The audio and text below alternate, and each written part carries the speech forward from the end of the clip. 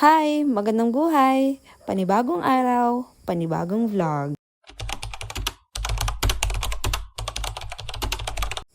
Kami nga hong taga Mabuhay City ay nagsuwaran din sa Also. Hindi naman para makipag-away kundi para tumulong sa pagtatalas nga diyan ng mga puno at sanga na nakatumba sa wire ng kuryente.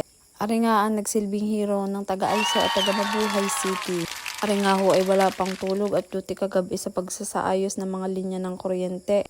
Ay hindi pa din nagtalawang isip na tulungan ang kanyang mga kabaryo diyan. Kami huy habang nanonood diyan sa kanyang pag-akyat ay talagang takot na takot at kabang-kaba. Pero parang sa kanya ay easy lamang. Kaya naman sa lahat ng linemen at mga kawani ng Ormeco kami ay saludo diyan sa inyo. Kaya sa lahat ng bumabatikos diyan at talagang minumura ang Ormeco kapag diyan ay nawalan na ng power.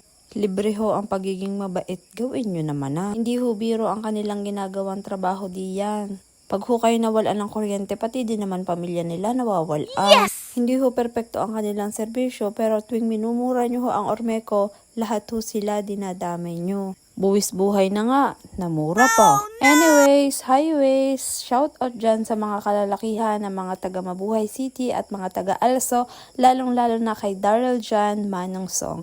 Salamat sa inyong lahat.